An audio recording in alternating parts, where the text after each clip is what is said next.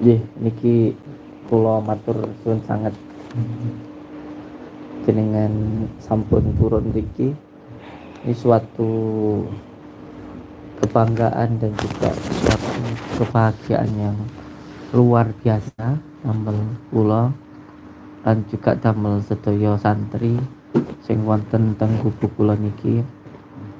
Ini adalah suatu kebanggaan dan kebahagiaan yang luar biasa karena panjenengan yang Masya Allah seorang kiai yang besar dari Malang, alhamdulillah, ingkang kula takdimi, ingkang kula tresnani, yang saya hormati, sudah mau datang ke tempat saya. Ini adalah suatu kebanggaan dan kebahagiaan yang luar biasa untuk saya dan juga untuk semua santri yang berada di gubuk ini. Saya ucapkan banyak-banyak terima kasih. Semoga dengan kehadiran panjenengan ke sini menjadikan barokah untuk diri saya dan juga untuk semua santri-santri yang ada di sini. Mohon maaf kalau tempat dan juga pelayanannya kurang mengenakan, entah itu perbuatan, perkataan maupun pelayanannya. Saya mohon maaf yang sebesar-besarnya di mata panjenengan.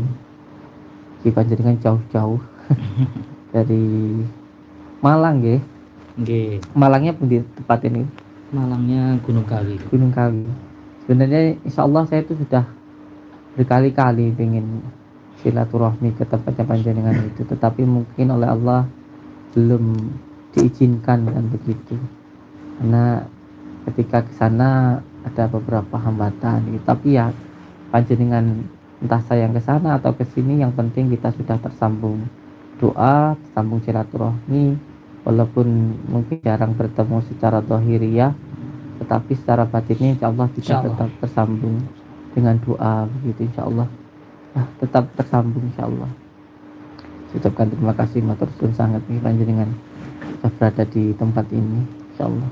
Nanti setelah ini gitu yang insya Allah nanti jam 12 insya Allah kita akan berangkat untuk Riyadhah untuk bertawasul ke salah satu, kalau menurut saya itu adalah wali Allah, namanya Mbah Jaya Digdan di Makam Gantung. Di Blitar ini terkenal dengan Makam Gantung, namanya Mbah Jaya Digdan. Ini sebenarnya juga tersambung dengan yang berada di Malang, yaitu Mbah Jugo. Mbah Jugo sebenarnya. Nah, ini bukan suatu kebetulan sebenarnya. Panjenengan yang dari Malang datang ke sini dan saya mendapatkan isyarah untuk beriadah di salah satu makam gantung di Blitar yang gurunya juga berada di Malang gitu. Berarti jenengan gurunya kula kan.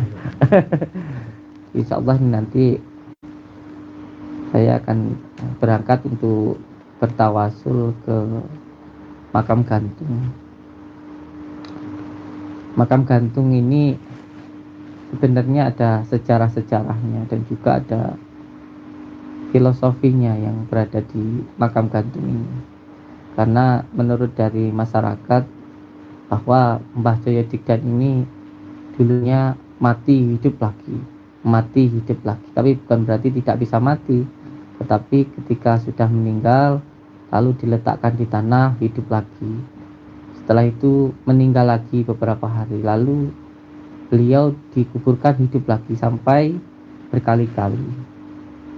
Ternyata ketika ditelusuri bahwa setiap tubuh beliau menyentuh tanah, beliau hidup lagi. Ini menurut dari pendapat masyarakat, ini adalah ilmu Pancasona atau rawa rontek. Tapi kalau menurut saya bukan. Mungkin penyebutannya saja rawa rontek atau Pancasona. Tetapi pada intisarinya bahwa beliau melakukan tapak gantung ini untuk belajar tentang wataknya bumi, atau disebut juga dengan kabumian. Kabumian ini belajar wataknya bumi seperti yang dilakukan oleh raja-raja tanah Jawa dulu ketika ingin muksa. Jadi para raja-raja tanah Jawa dulu, termasuk insya Allah Raden Patih Gajah Mada, ketika ingin melakukan muksa itu salah satu caranya dengan cara belajar tentang kebumian tadi. Kebumian itu belajar tentang wataknya bumi.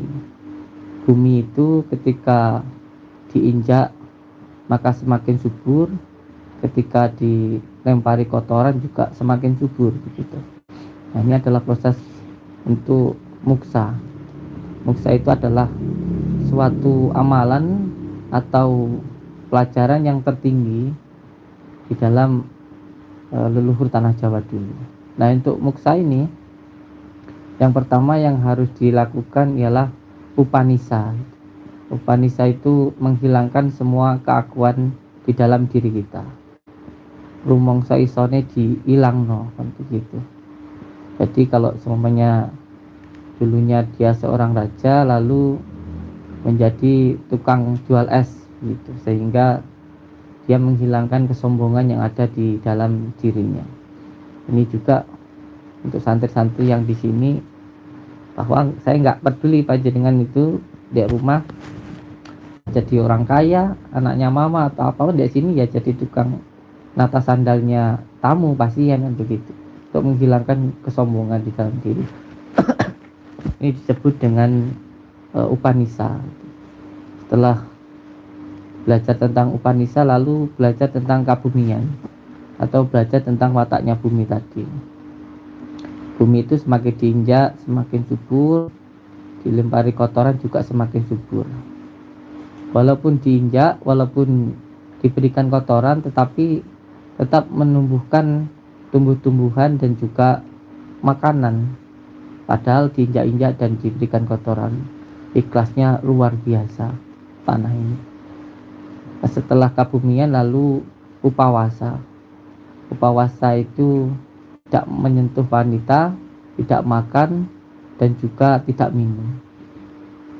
Nah, ketika dulu para wali-wali Allah akan menyiarkan agama Islam di tanah Jawa ini menurut raja-raja kok hampir sama begitu dengan pelajaran yang sangat mulia ini gitu, hampir sama begitu, tidak makan, tidak minum, dan tidak menyentuh wanita begitu, hampir sama dengan upawasa yang mendekati kepada muksa tadi begitu.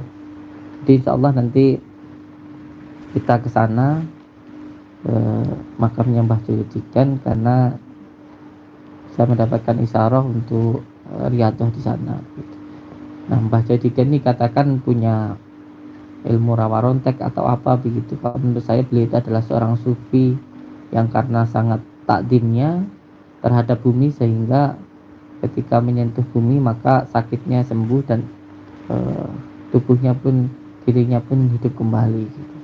Insyaallah nanti panjenengan saya ajak ke sana insyaallah, kalau semuanya panjenengan tidak repot itu insyaallah. Alhamdulillah Umi sampai di tempat ini alhamdulillah. Perjalanan berapa jam Umi?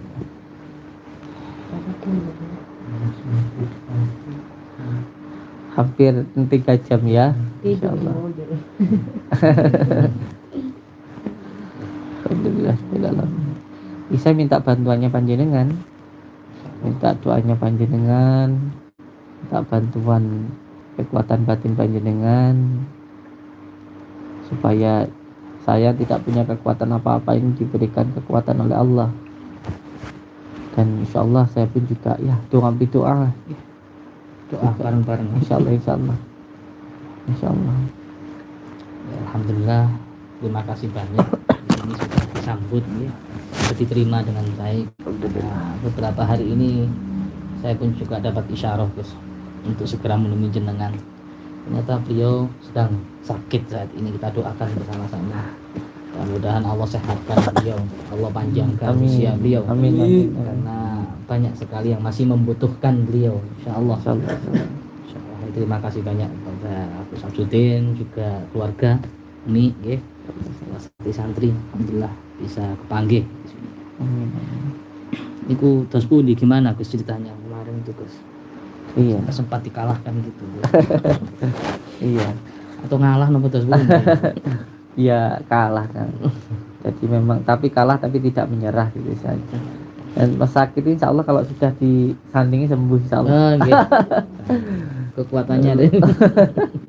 Kekuatan lelaki itu terletak pada istrinya gitu. Makanya sering mengatakan kalau lelaki yang kuat itu bukan yang jago berantem, karena yang jago itu cuma ayam jago. Nah, kita ini sebenarnya kalau istrinya ngomel-ngomel kitanya tidak marah, itu yang disebut lelaki yang kuat kan gitu. Iya. Kalau ngomel-ngomel itu berarti minta disayang. Kalau ngomel-ngomel kitanya marah gitu loh, insya Allah. Anjir. Ya, yang kemarin itu terjadi itu ya ada beberapa hal yang menyebabkan terjadinya hal semacam itu. Memang ada salah satu, ya bisa dibilang dukun begitu, yang hampir sama menyambung dengan yang saya sampaikan tadi ketika kita nanti mau datang ke tempat Mbah Jodidan tadi. Nah, saya katakan tentang muksa tadi. Ada muksa itu tujuannya baik, ada yang tujuannya tidak baik. Nah, ketika orang melakukan riadah dengan tujuan yang tidak baik, maka yang datang pun juga hal yang tidak baik. Makanya entah itu ayat suci Al-Quran ataupun apa, jika niatnya bukan karena Allah, ini pun juga menjadi sesuatu hal yang tidak baik. Karena kalau hanya sekedar tahu, iblis ini dia sudah sangat tahu. Kalau masalah berilmu, dia ini lebih berilmu. Yang membedakannya hanya di adabnya saja. Nah, ketika seseorang sudah dikuasai oleh iblis tadi, maka yang ada adalah kebencian di dalam dirinya itu. Nah, yang kita temui ini juga semacam itu, semacam ini. Jadi kalau saya kalah, berarti memang saya belum menjalankan perintah Allah dengan sebaik-baiknya, sehingga mudah dikalahkan, kan begitu. Karena kalau masalah ilmu, iblis ini lebih berilmu. Kalau masalah pengetahuan, iblis ini lebih tahu tentang pengetahuan. Bahkan tentang baginda Rasulullah SAW sendiri, Ifrit itu tahu kalau baginda Rasulullah SAW itu adalah utusan Allah. Tapi bukan masalah ilmunya ataupun pengetahuannya ataupun hafalannya, tetapi adalah adabnya, tingkah lakunya gitu. Jika tahu, berilmu, tetapi tidak beradab, adu domba, marah-marah, dengan kebencian, hasud, itu apa bedanya dengan iblis tadi gitu, yang disebut sebagai Dajjal tadi. Nah, Dajjal ini semakin lama semakin kuat karena di akhir zaman ini yang menjadi penguatnya dari dukun yang sudah dikuasai atau menjadi pemujanya Dajjal tadi, semakin banyak penguat-penguatnya gitu. Penguat-penguatnya saat ini, powernya semakin menguatkan Dajjal. Salah satunya adalah seorang anak yang berani dengan orang tuanya, itu menguatkan kekuatan Dajjal.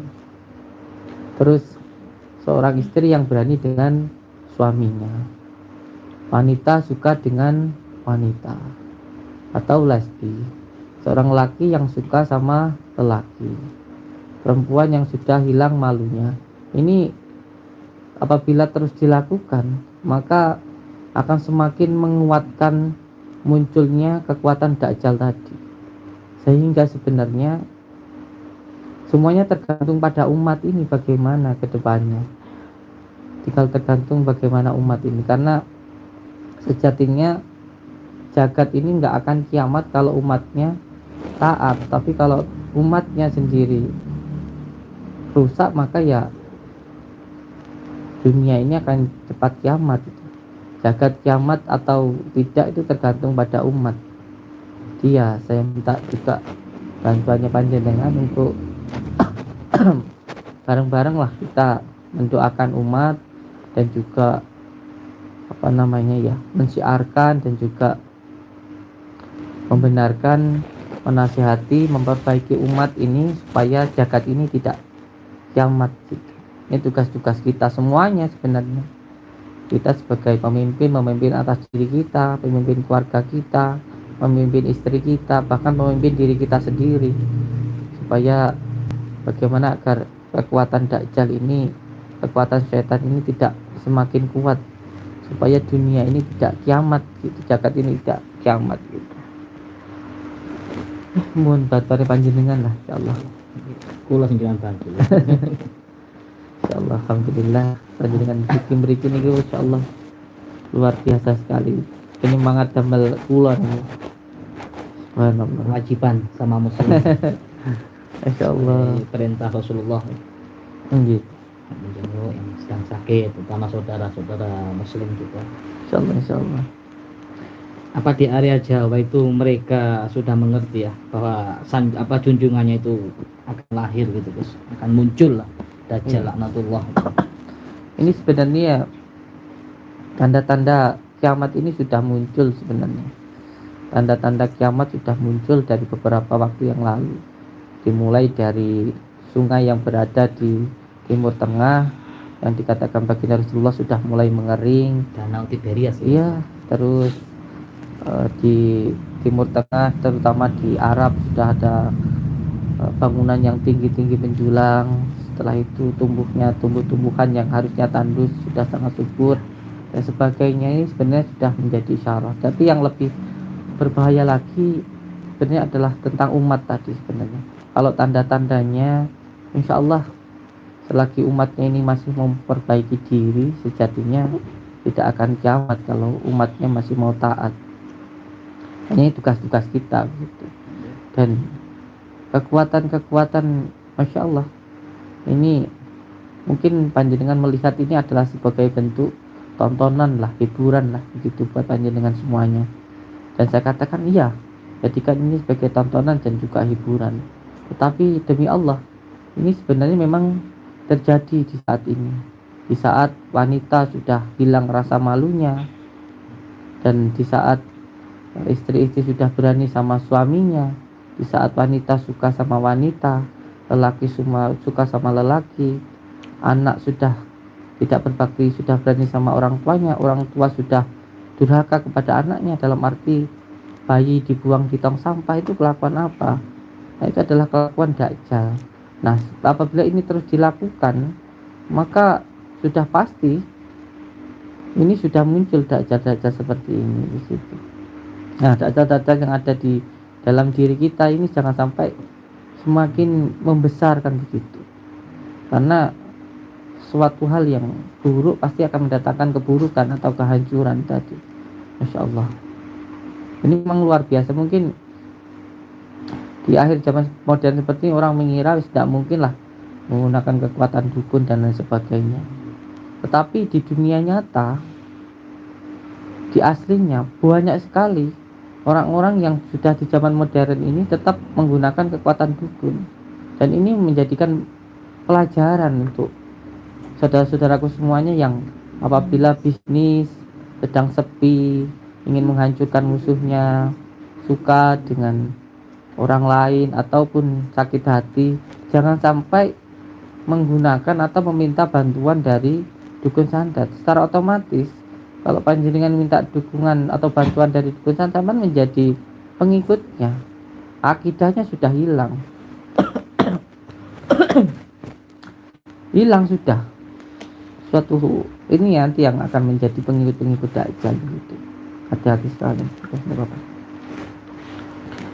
Makanya ini benar-benar terjadi gitu di dunia yang saat ini. Kenapa tidak yang lain tidak umpamanya tidak menemui begitu. Ya kalau tukang las ya kenanya ya api kan gitu. Kalau tukang nyangkul ya hadapannya dengan cangkul kan begitu.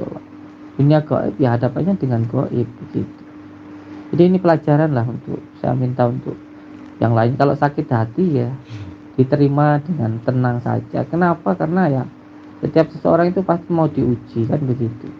Pohon itu kalau buahnya manggis mangganya itu buahnya bagus ya pasti diserampangi orang kan gitu supaya dapat bagian dari itu tadi kan begitu. Itu sudah umum. Gitu, ini nggak perlu harus minta bantuan sama dukun kan gitu. Terus yang kedua juga, kalau semuanya bisnis, ya bermainlah dengan cara yang jujur, dengan cara yang benar, jangan sampai menggunakan bantuan-bantuan merusak bisnis orang lain dengan bantuan dukun begitu. Jangan sampai dilakukan seperti itu, karena pasti nanti akan menjadi hilangnya akidah, dan pada akhirnya ya menjadi budak-budaknya Dajjal ini gitu loh. Sebab itu nggih, minta bantuan panjenengan lah, dibantu umat ini untuk jangan sampai melakukan sesuatu hal yang maksiat di situ, karena itu nanti akan menjadikan rusaknya jagat, kiamatnya jagat itu. Masa kurang jelas apa yang terjadi saat ini? Sudah sangat jelas sekali gitu loh yang terjadi gitu. Bahkan tentang saat ini hancurnya negara-negara Islam sudah menandakan akhir zaman gitu. Insya Allah lah, doanya panjenengan.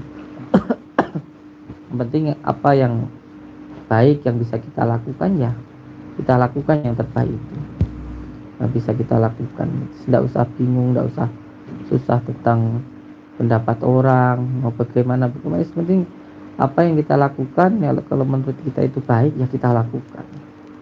Kalau kita menanggapi setiap komentar hal yang buruk, nanti energinya habis untuk jawab komentar itu gitu. Fokus saja tentang apa yang kita lakukan, karena yang suka dengan kita pun juga nggak perlu penjelasan tentang diri kita. Yang nggak suka sama kita juga nggak perlu penjelasan tentang diri kita. Yang suka ya akan tetap suka, yang benci akan tetap benci. Jadi kalau sebenarnya ada yang tidak suka, terus nggak perlu kita harus saya begini, saya tidak begitu, saya tidak, nggak perlu dijawab. Tidak perlu dijawab. Allah Maha Tahu. Orang itu sudah akan bisa menilai dengan akal pikirannya sendiri. Tidak perlu harus dijelaskan gitu. Ini juga sering terjadi di pondok pesantren saya dulu waktu saya masih di Sidogiri, ya seperti itu. Ya itu sering mendapatkan laporan dari santri maupun dari masyarakat. Jadi katanya begini begitu loh ya. Ini monggo, tidak apa-apa gitu. Bahkan ketika saya disuruh untuk menemani beliau ceramah di Madiun dulu, itu pun juga gitu, di depan beliau duduk itu di rumah depan ada tulisan gitu, ya yai gila lah begitu. Terus saya sebagai santri tidak terima, saya minta izin sama untuk saya hapus tulisan itu. Sama jangan dihapus, nanti yang nulis itu jadi tidak puas kan begitu, sudah biarkan saja begitu.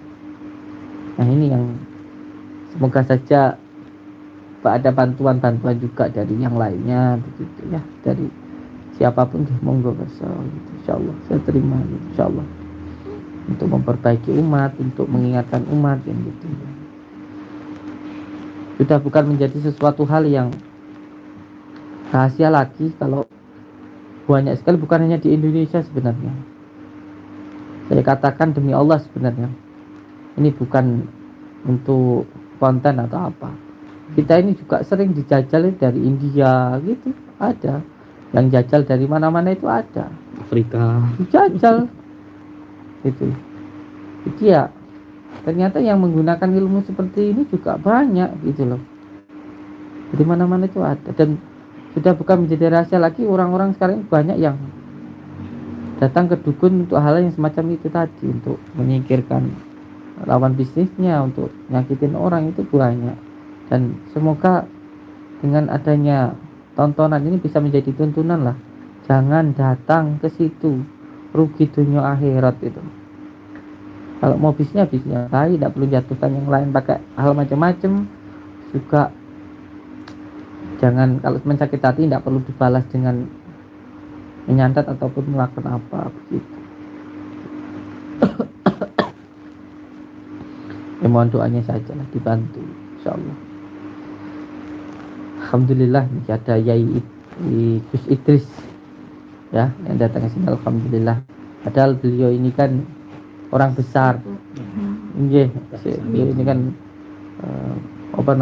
salah satu pengasuh pondok besar di Malang kan begitu. Amin. Mau datang ke sini yang gubuk kecil ini, tukang rosok ini, masya Allah, suatu apa kebanggaan dan masya Allah kebanggaan luar biasa nih. Jadi demi Allah kalau matur dari dalam hati nih. Amin. Allah seneng sangat dengan kula temen mriki apa meneh kurang nginep teng mriki ngoten wis. Tapi nginepnya nih kayak gini kita tidurnya itu. Tidurnya itu sudah kebiasaan dari Iya. pondok. Kayak gini aja gitu. Sami mawon. Sama. Kayaknya kalau diundang orang kalau semuanya di hotel itu malah bingung saya tidurnya.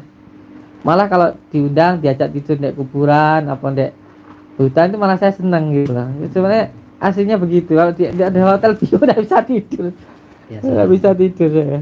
sama aja Gus. Pernah di pesantren gitu ya. Di gua juga apa. Insya Allah.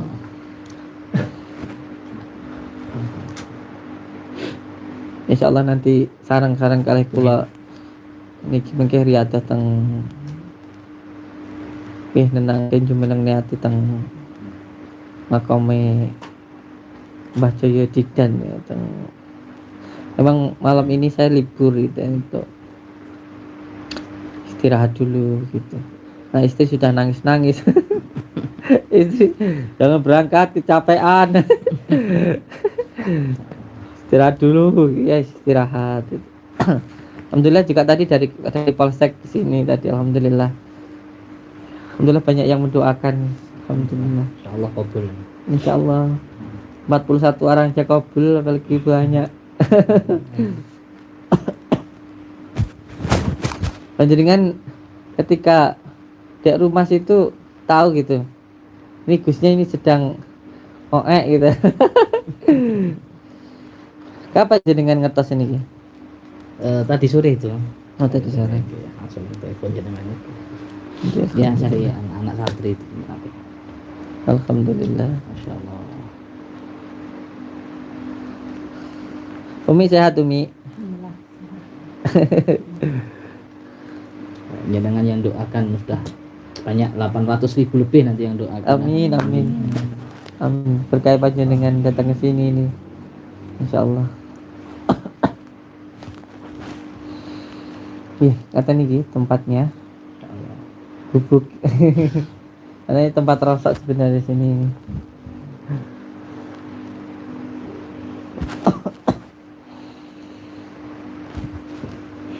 Nanti tidur di makam panjenengan enggak apa-apa.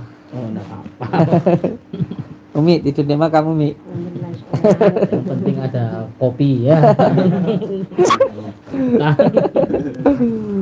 Insyaallah. Itu Ustaz Kiki nah. Itu fanya panjenengan itu. Ustaz Kiki itu. Yang satunya biasanya ini enggak ada. Ustaz Cinten Ada istirahat dulu ya. pengobatan gitu seharian. Sebenarnya hanya mendoakan saja. Kita tamu ke sini mensilaturahmi ngoten mau. Kalau mengobati wah kita tidak bisa ngobati soalnya. Hanya doakan saja insyaallah. Saya ingin sebenarnya ada nyuwun pertukaran santri begitu. Nanti santri yang sana yang panjenengan yang sudah sampai gembleng, yang sudah belajar kitab mungkin alim muta'alim atau ala-ala lah yang kecil-kecil kita atau kitab Ihya yang sudah di sana ada yang disebutkan di sini begitu. Jadi di sini bisa belajar di sini. Mungkin ya sini ada yang bisa alif bata juga bisa nanti yang ke sana gitu.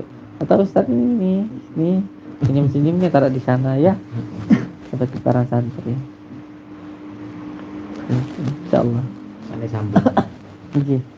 Nanti tersambung. Untuk pelajaran kitab teng dalem niku napa mawon iki ya saniki? Kalau kita mungkin kita fokusnya di tafakuh mau oke. Fikih, usul fikih nggih. Nggih. Nggih takrib, ngoten niku Fathul Muin. Abadi. Alhamdulillah. Nggih.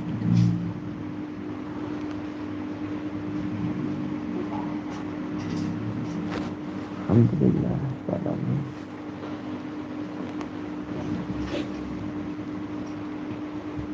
Mohon doanya juga untuk saudara-saudara subscribernya dari Gus Idris bukan doanya. Penyembah Dajjal itu ampun ya.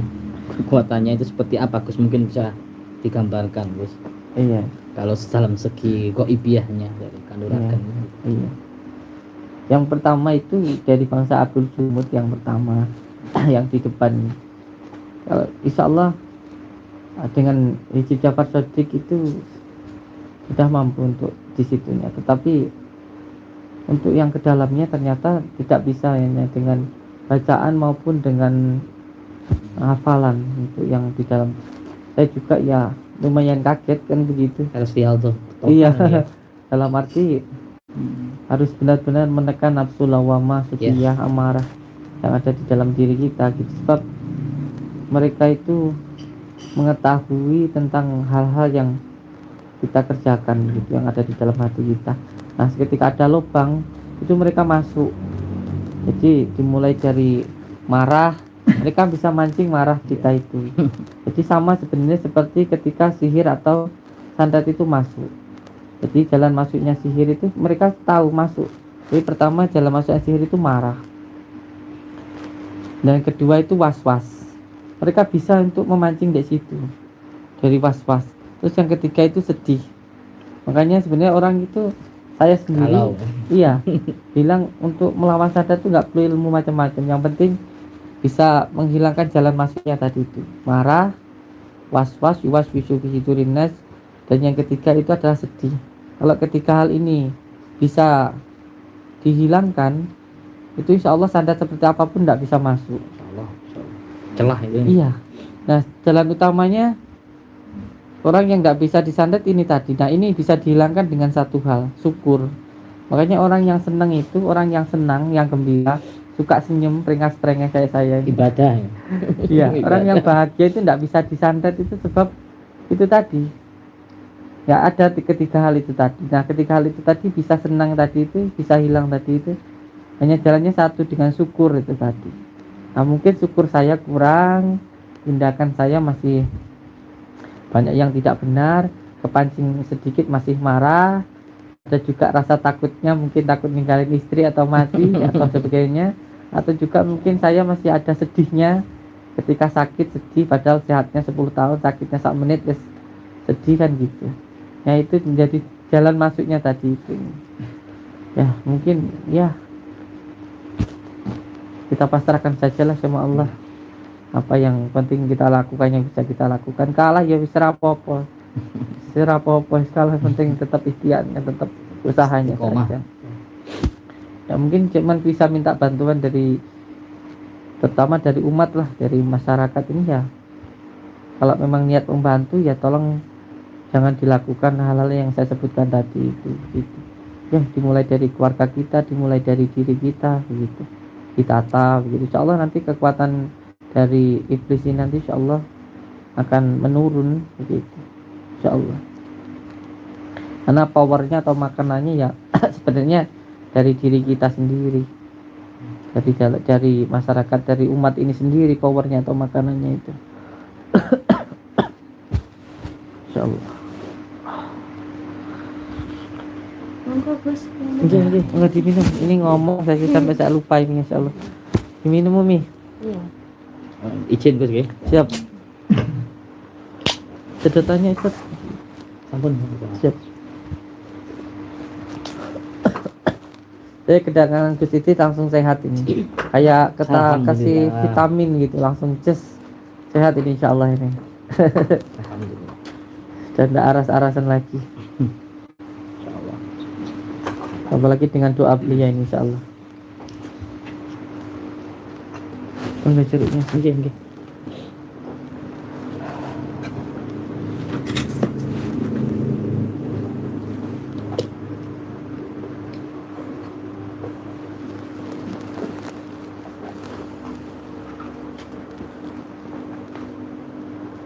Bangunan pondoknya sudah hampir selesai Ustaz.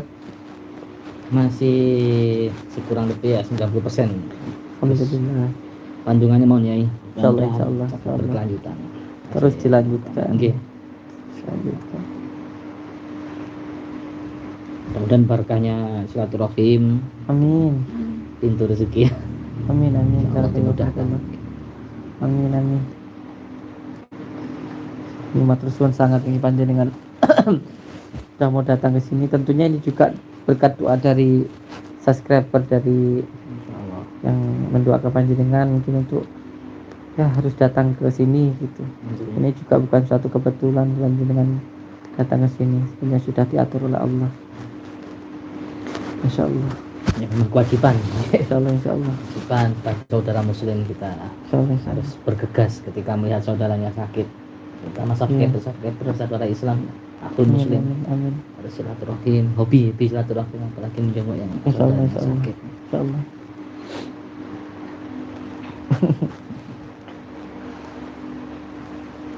Kaget saya tadi Gus, Ya. ketika dikasih tahu Santi musuhnya berat ya.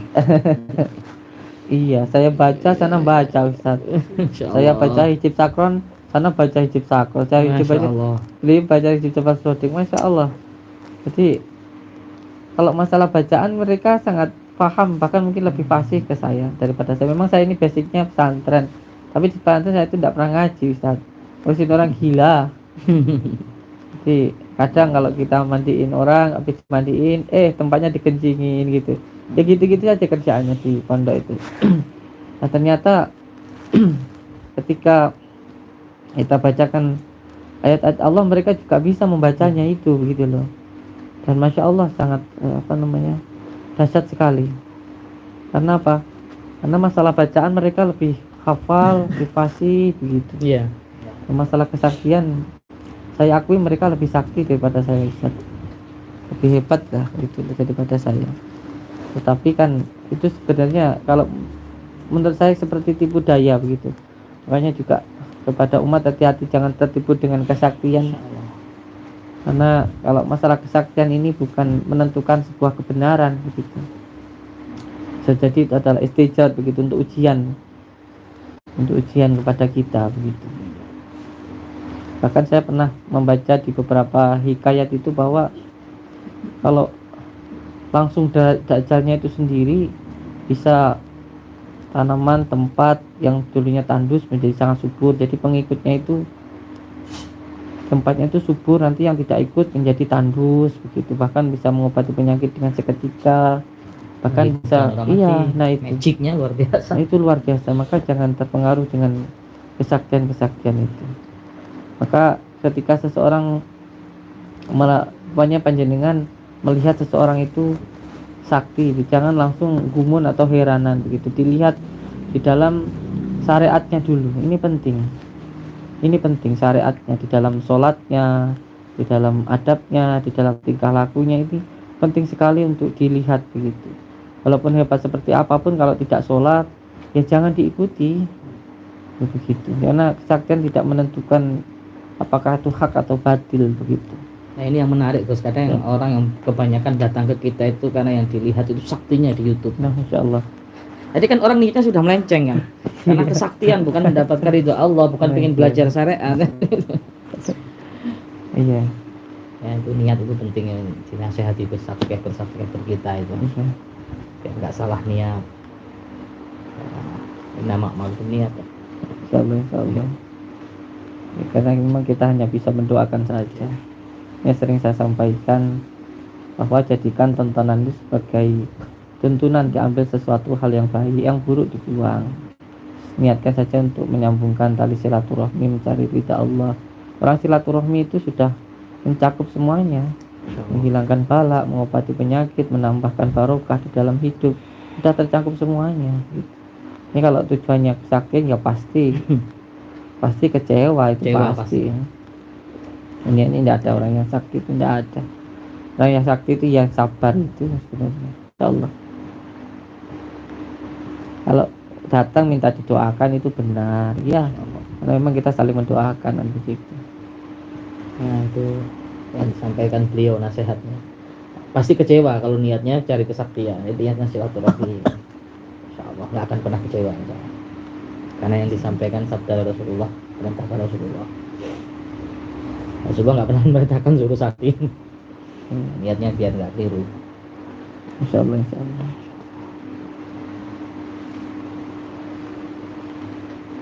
Dan sebenarnya juga bukan menjadi rahasia umum lah, sudah jelas dan sudah sangat kita ketahui kalau di masyarakat itu banyak yang mempraktekkan dan juga menggunakan ilmu-ilmu sihir itu banyak. Bahkan kalau kita paham tentang asbabun nuzul, turunnya surat Al-Ikhlas, surat Al-Falaq, An-Nas, itu kan jelas di situ turunnya itu karena apa kan begitu. Bahkan baginda Rasulullah SAW jadi kan dia pernah disihir kan begitu. Jadi sihir itu ya memang ada begitu. Yang terpenting tentunya bagaimana caranya supaya kita ini dilindungi oleh Allah kan begitu ya. Salah satunya badan jangan diisi hanya dengan makanan zahir, tapi juga harus diisi dengan makanan batin, zikir, ingat Allah, itu makanan batin. Kalau sudah berisi insya Allah tidak akan pernah kemasukan apa-apa. Kalau gelas itu berisi air, dia tidak akan kemasukan angin kan begitu. Yang penting berisi itu insya Allah, itu harus dilakukan. Dan penting nggak boleh galau, marah, bodop, itu pintunya setan, nggak boleh. Itu jalan masuknya itu. Yang ngelawan santet itu tidak perlu aneh-aneh ya. Makanya saya dulu waktu kemarin itu, waktu di Banyuwangi, waktu pembersihan itu ya saya sampaikan di sana, kalau ada yang bisa nyantet, di santet saya itu bukan berarti saya itu punya ilmu benteng bukan ya. Yang penting jalan masuknya setan, jalan masuk santet itu tidak ada, ya sudah. Ketika masuknya saja sudah tidak ada, sudah selesai kan gitu, insyaallah. Insyaallah ya, luar biasa kita bisa silaturahim sama beliau. Alhamdulillah, beliau buat kita tersenyum, menyenangkan. Kalau jenengan yang pernah kesini pasti betah perasaan. Kalau kita lihat di YouTube ya kayak ngeri gitu ya, serem wajahnya. Beliau gini senyum. Ya aslinya begini, saat perengas aslinya itu. Aslinya perengas.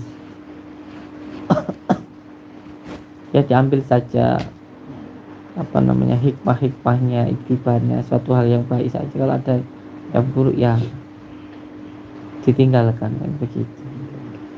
Bukankah apa yang kita lihat di dunia ini adalah pelajaran untuk diri kita kan begitu. Insyaallah. Punten Gus, izin. Siap, santai mawon. Wonten asmakin. Nggih, Cek mboten grogi. alhamdulillah. Kula niki malah grogi kalau dikesampean itu. Aromahnya beliau luar biasa ya. Karena amalan-amalan beliau, hizib-hizib beliau, masya Allah. Ya, amalan insyaallah. Amalan semuanya itu hanya jalan saja untuk menuju kepada Allah. Supaya diri kita kefutuh bermukarabah kepada Allah, jalan saja sebenarnya semuanya. Ya jalannya masing-masing. Ada yang dengan amalan, ada yang dengan tindakan dan lain sebagainya, insyaallah. Karena memang semuanya adalah tarekohnya, perjalanannya. Masya Allah, makanya Thariqul Jannah, Masya Allah. Amin, amin. Jannah ini sudah berkali-kali disebutkan dalam Al-Quran. Insya Allah semoga rokahnya panjenengan lumayan nanti sampai di sini gitu. Monggo Gus. Siap. Panjenengan datang langsung sehat saya. Kalau awali ngerokok nih Gus. Ya, terus jenengan ngerokok. Iya. Saya itu ilmunya ngerokok ini ada Ustaz. Ada ilmunya di rokok ini, insyaallah. Menghilangkan grogi. Karena karomahnya beliau, masya Allah. Alhamdulillah.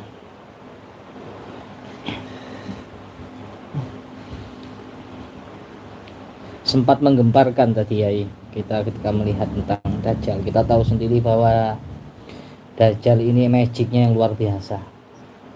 Bahkan seluruh iblis, seluruh muka bumi, penduduk langit, iblis di bumi itu jadi satu, tidak mampu untuk mengalahkan Dajjal laknatullah. Ini sebenarnya ada pusatnya di salah satu negara, saya tidak menyebutkan. Ini sudah ciri khasnya dibentuk begitu dan ada tanda mata satunya. Apa namanya, Illuminati apa? Sudah ada ini sudah ajaran ini sudah menyebar ke berbagai negara termasuk salah satunya itu. Nah, ini yang harus ditanggulangi. Harus ditanggulangi. sudah bukan menjadi rahasia umum lagi tentang hal semacam ini. Makanya saya sampaikan kali-kali, ayo tolonglah kita ini dibantu umat ini supaya bisa taat itu, supaya jagat ini nggak sampai kiamat kan begitu. Kalau sampai pengikutnya semua makin banyak, ya bisa kiamat gitu loh. Ini sudah Masya Allah luar biasa sekali, virus-virusnya itu aja yang disebarkan, Masya Allah. Ini penyakit laki suka laki-laki ini, saya ini di sini melakukan doa untuk orang-orang seperti ini, Masya Allah banyak sekali Ustaz, yang memang tidak saya posting, tidak saya munculkan, tapi Masya Allah luar biasa ini Ustaz pengaruhnya. Balik ke zaman Lut, zaman dulu, LGBT. Masya Allah ini luar biasa. Alhamdulillah. Ini kalau tidak segera diperbaiki, Masya Allah, ini demi Allah ini bukan untuk konten, bukan apa ini Ustaz. Masalah kelakuan ini sudah benar-benar Masya Allah. Lihat sekarang ini, wanita sudah hilang malingnya, sudah berani sama orang tua, anak orang tua sudah sama anak, iya dibuang di tong sampah di mana itu. Sudah subhanallah gitu. Tanda akhir zaman yang luar biasa. Makanya sebenarnya menurut dari Yai Hamid, fondasi paling utama di saat ini yang paling kuat, paling kokoh itu ya pondok pesantren. Pondok pesantren. Saya tidak bilang harus ke pondoknya Gus Idris atau ke sini kemana, bukan. Ya ke pondok pesantren. Karena apa? Ini fondasi utamanya pondok pesantren ini. Nggak usah bingung.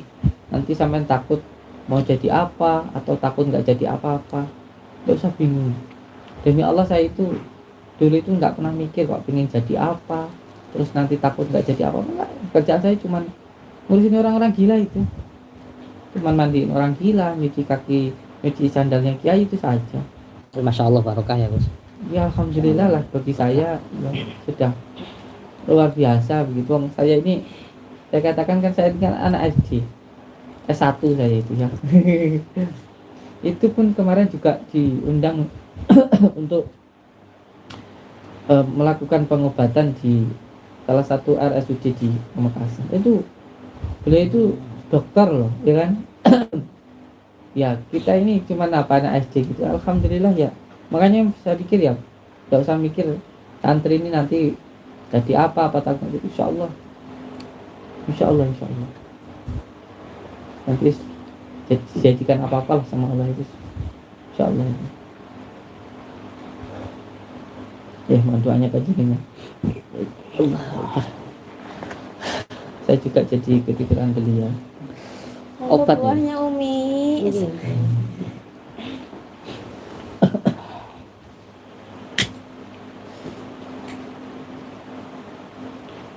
Saya ini kalau nggak ngerokok ini berhadapan sama orang besar itu grogi. Kalau saya itu sebenarnya masih besar sombongnya Ustaz. Masya Allah. Masih besar sok beraninya gitu. Akhirnya ya tepar. Akhirnya ya tepar. Makanya saya minta ke santri-santri kemana-mana bawa kantong kresek, kemana-mana bawa kantong kresek. Jadi kalau dipuji orang ya segera diambil, dimasukkan ke kantong kresek. Kalau dipuji orang diambil, masuk kantong kresek, buang ke tong sampah supaya tidak sombong. Kalau dicaci orang ya wes segera diambil, masuk kantong kresek, buang ke tong sampah biar tidak jadi sakit hati gitu, ya.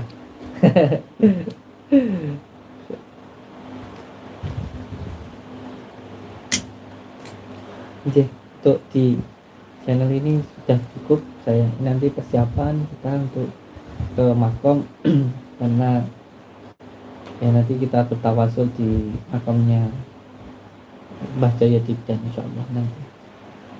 Karena ada isyarah untuk minta ya, menyambungkan doa dengan leluhur-leluhur kita. Karena sejatinya ketika kita berdoa itu bukan untuk diri kita, sejatinya untuk beliau-beliau, tetapi lebih kepada nur izatinya itu ya kembali ke diri kita sendiri.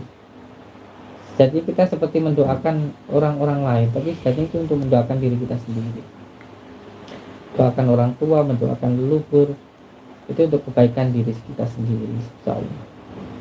Saya ucapkan matur suwun sangat rumah tangga Gus Idris. Kalau beliau tidak repot ataupun mungkin beliau berkenan, nanti kita ajak untuk ke makam, ke makam gantung ya. Iya, makam Makamnya gantung. digantung ini, masya Allah. Iya, makam gantung. Yang pertama, ketika di makam yang jelas supaya kita ingat dengan mati. Yang kedua, tentunya bukankah salah satu obat hati itu dekat dengan orang yang soleh. Nah, ketika kita mendekat kepada beliau, termasuk Mbah Jaya Dikan ini kan orang, insyaallah orang soleh. Ini salah satu doa kita, salah satu obat kita. Nanti kita bisa, insyaallah kalau tidak repot, nanti kita ajak saja untuk teriak di sana, insyaallah. Jauh-jauh dari Malang dari sini nanti cuma diajak ke makam. Yang penting sudah ketemu beliau ini sudah masya Allah, alhamdulillah. Insyaallah. Oke, saya ucapkan terima kasih, matur suwun sangat. Mohon doanya untuk saudara-saudaraku semuanya, dan juga saya ucapkan terima kasih, matur suwun sangat untuk Gus Idris. Semoga ini bisa menjadi barokah untuk kami yang di sini. Terima kasih. Wabillahi taufiq wal hidayah. Assalamualaikum warahmatullahi wabarakatuh. Waalaikumsalam.